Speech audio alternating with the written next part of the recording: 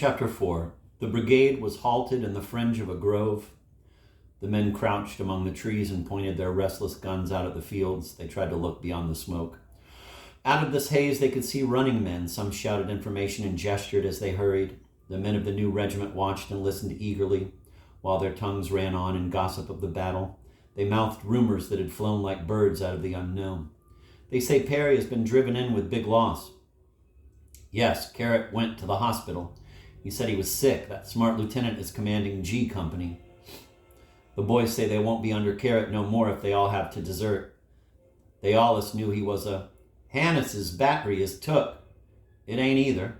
I saw Hannis's battery off on the left not more than 15 minutes ago. Well, the general, he says he is going to take the whole command of the 304th when we go into action.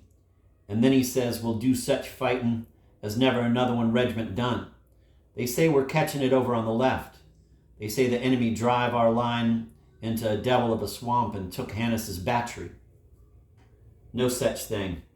Hannis's battery was long here about a minute ago. That young Hasbrook, he makes a good officer. He ain't afraid of nothing. I met one of the 148th Maine boys, and he says his brigade fit the whole rebel army for 4 hours over on the Turnpike Road and killed about 5,000 of them. He says one more such fight as that and the war will be over. Bill wasn't scared either. No, sir, it wasn't that. Bill ain't a-getting scared easy. He was just mad, that's what he was. When that feller trod on his hand, he up and said that he was willing to give his hand to his country, but he'd be dummed if he was going to have every dumb bushwhacker in the country walking around on it. So he went to the hospital disregardless of the fight. 3 fingers was crunched. The darn doctor wanted to amputate him, and Billy raised a hell of a row, I hear. He's a funny feller.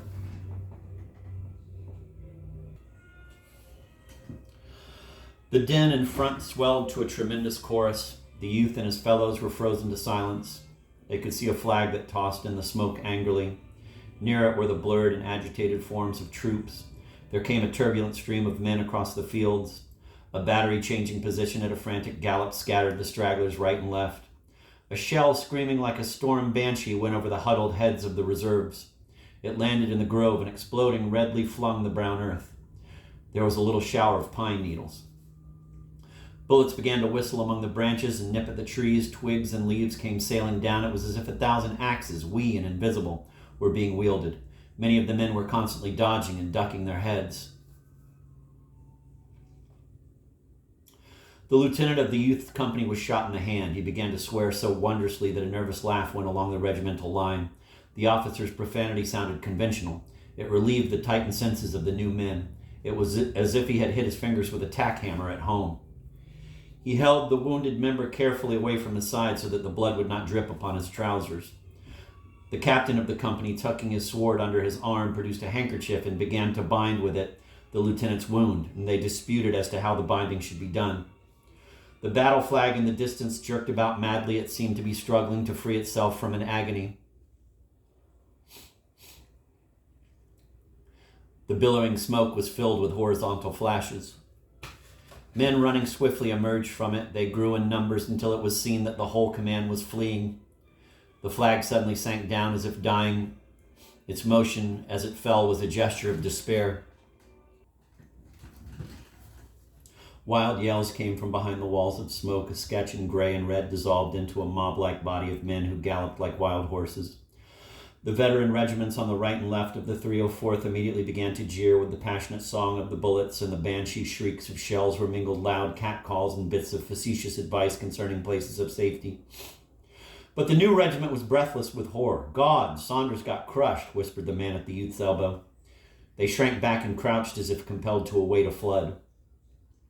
The youth shot a swift glance along the blue ranks of the regiment. The profiles were motionless, carven, and afterward he remembered that the color sergeant was standing with his legs apart as if he expected to be pushed to the ground. The following throng went whirling around the flank. Here and there were officers carried along on the stream like exasperated chips.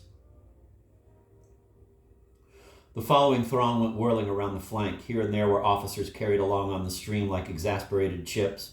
They were striking about them with their swords and with their left fists, punching every head they could reach. They cursed like highwaymen.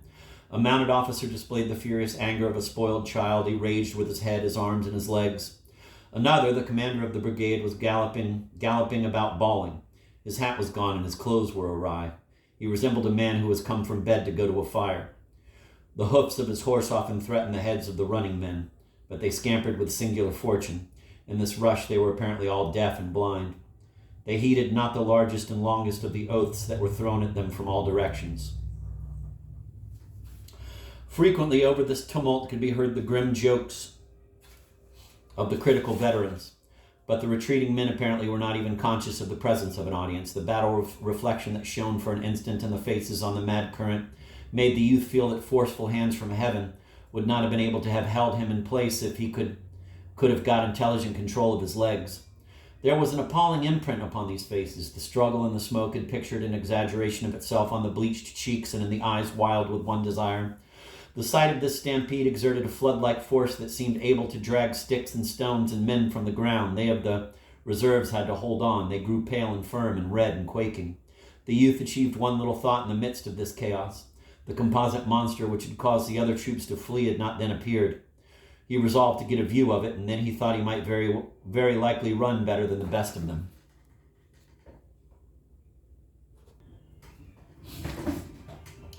There were moments of waiting. The youth thought of the village street. Oh! That wasn't in the book.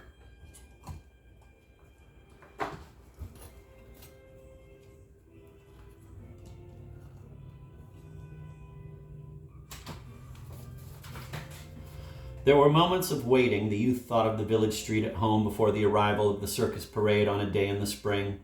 He remembered how he had stood, a small, thrillful boy, prepared to follow the dingy lady upon the white horse or the band in its faded chariot. He saw the yellow road, the lines of expectant people, and the sober houses. He particularly remembered an old fellow who used to sit upon a cracker box in front of the store and feigned to despise such exhibitions. 1,000 details of color and form surged in his mind. The old fellow upon the cracker box appeared in middle prominence. Someone cried, "Harry, here they come!" There was rustling and muttering among the men. They displayed a feverish desire to have every possible cartridge ready to their hands. The boxes were pulled around into various positions and adjusted with great care. It was as if 700 new bonnets were being tried on.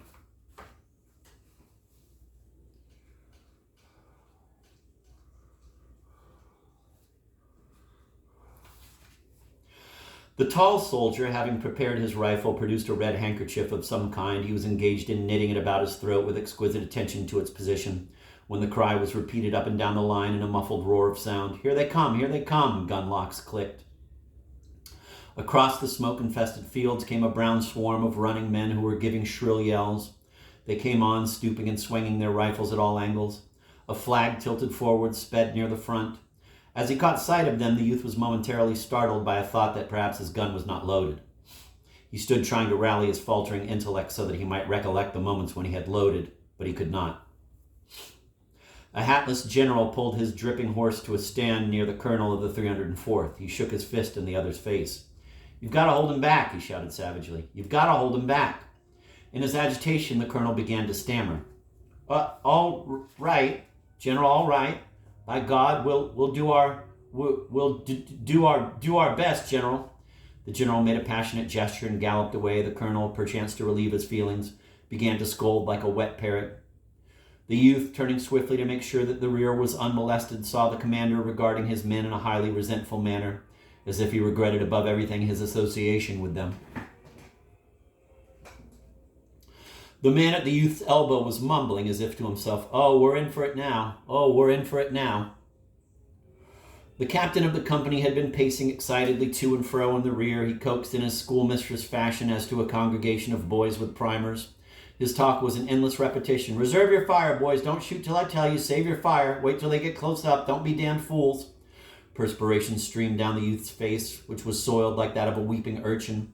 He frequently, with a nervous movement, wiped his eyes with his coat sleeve. His mouth was still a little way open. He got the one glance at the foe swarming field in front of him and instantly ceased to debate the question of his piece being loaded. Before he was ready to begin, before he had announced to himself that he was about to fight, he threw the obedient, well-balanced rifle into position and fired a first wild shot. Directly he was working at his weapon like an automatic affair. He suddenly lost concern for himself and forgot to look at a menacing fate. He became not a man, but a member. He felt that something of which he was a part, a regiment, an army, a cause, or a country, was in a crisis. He was welded into a common personality which was dominated by a single desire. For some moments he could not flee no more than a little finger can commit a revolution from a hand.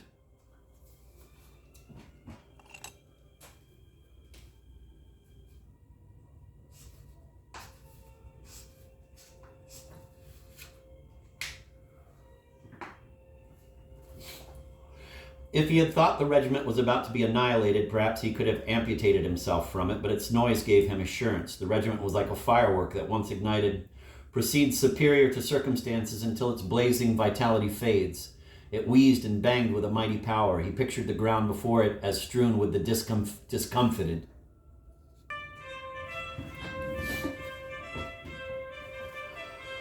There was a consciousness always of the presence of his comrades about him. He felt the subtle battle brotherhood more potent even than the cause for which they were fighting. It was a mysterious fraternity born of the smoke and danger of death.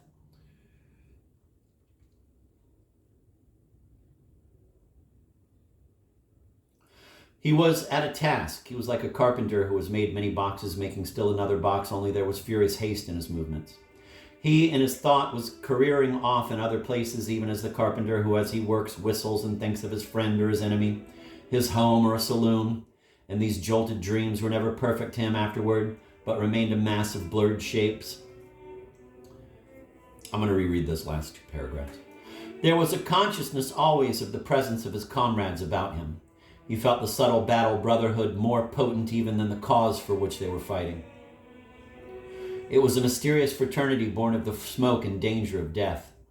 He was at a task. He was like a carpenter who has made many boxes, making still another box, only there was furious haste in his movements. He, in his thought, was careering off in other places, even as the carpenter who, as he works, whistles and thinks of his friend or his enemy, his home or a saloon. And these jolted dreams were never perfect to him afterward, but remained a mass of blurred shapes. Presently, he began to feel the effects of the war atmosphere, a blistering sweat, a sensation that his eyeballs were about to crack like hot stones. A burning roar filled his ears. Following this came a red rage. He developed the acute exasperation of a pestered animal, a well-meaning cow worried by dogs. He had a mad feeling against his rifle, which could only be used against one life at a time. He wished to rush forward and strangle with his fingers. He craved a power that would enable him to make a world-sweeping gesture and brush all back. His impotency appeared to him and made his rage into that of a driven beast. Buried in the smoke of many rifles, his anger was directed not so much against the men whom he knew were rushing toward him as against the swirling battle phantoms which were choking him, stuffing their smoke robes down his parched throat. He fought frantically for respite, for his senses, for air, as a babe being smothered attacks the deadly blankets.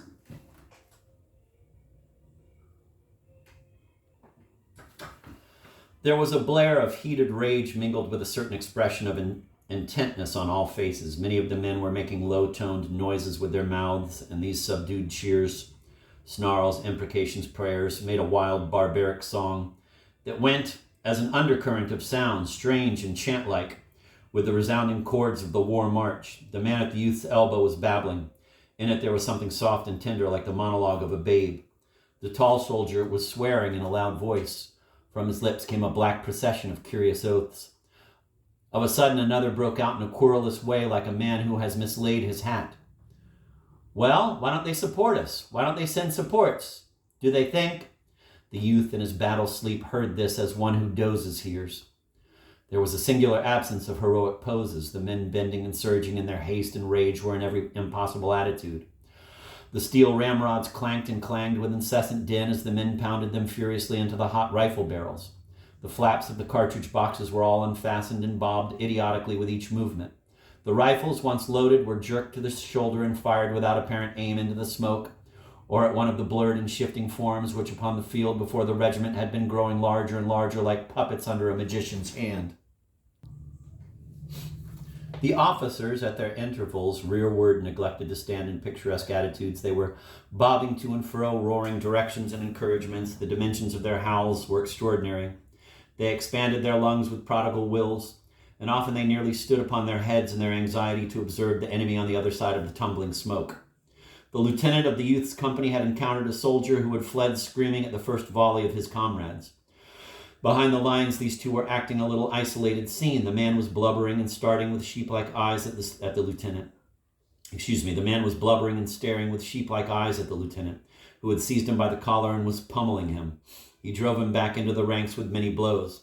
The soldier went mechanically, dully, with his animal-like eyes upon the officer. Perhaps there was to him a divinity expressed in the voice of the other, stern, hard, with no reflection of fear in it. He tried to reload his gun, but his shaking hands prevented. The lieutenant was obliged to assist him. The men dropped here and there like bundles. The captain of the youth's company had been killed in an early part of the action. His body lay stretched out in the position of a tired man resting. But upon his face there was an astonished and sorrowful look, as if he thought some friend had done him an ill turn. The babbling man was grazed by a shot that made the blood stream widely down his face. He clapped both hands to his head. "Oh," he said, and ran. Another grunted suddenly as if he had been struck by a club in the stomach. He sat down and gazed ruefully. In his eyes there was mute, indefinite reproach. Farther up the line, a man standing behind a tree had had his knee joint splintered by a ball. Immediately he had dropped his rifle and gripped the tree with both arms, and there he remained, clinging desperately and crying for assistance that he might withdraw his hold upon the tree. At last an exultant yell went along the quivering line. The firing dwindled from an uproar to a last vindictive popping. As the smoke slowly eddied away, the youth saw that the charge had been repulsed. The enemy were scattered into reluctant groups. He saw a man climb to the top of the fence, straddle the rail, and fire a parting shot. The waves had receded, leaving bits of dark debris upon the ground.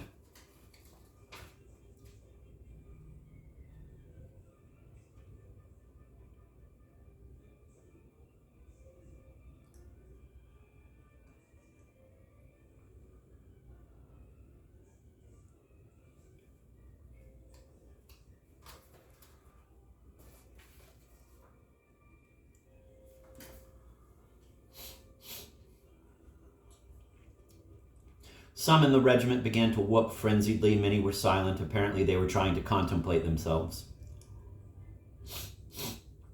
After the fever had left his veins, the youth thought that at last he was going to suffocate. He became aware of the foul atmosphere in which he had been struggling. He was grimy and dripping like a laborer in a foundry. He grasped his canteen and took a long swallow of the warmed water. A sentence with variations went up and down the line. "Well, we've helt him back. We've helt him back. Derned if we haven't." The men said it blissfully, leering at each other with dirty smiles. The youth turned to look behind him and off to the right and off to the left. He experienced the joy of a man who at last finds leisure in which to look about him.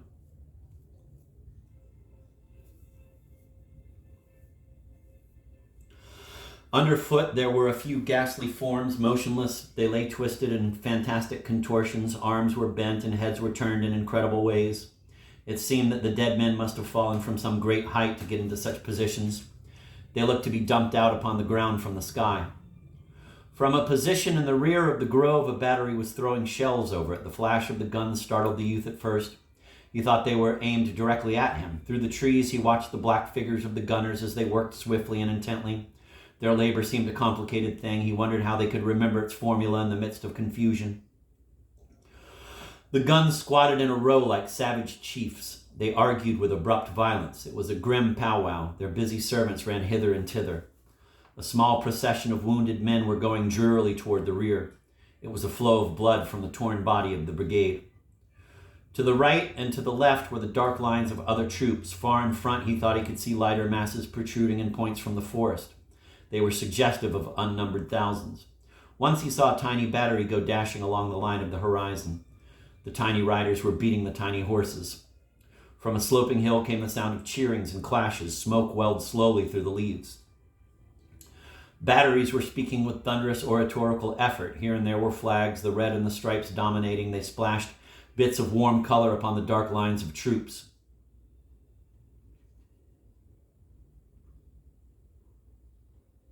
The youth felt the old thrill at the sight of the emblem. They were like beautiful birds, strangely undaunted in a storm. As he listened to the din from the hillside, to a deep pulsating thunder that came from afar to the left, and to the lesser clamors which came from many directions. It occurred to him that they were fighting too over there and over there and over there. Heretofore he had supposed that all the battle was directly under his nose. As he gazed around him, the youth felt a flash of astonishment as the blue, pure sky and the sun gleamings on the trees and fields. As he gazed around him, the youth felt a flash of astonishment at the blue, pure sky and the sun gleamings on the trees and fields.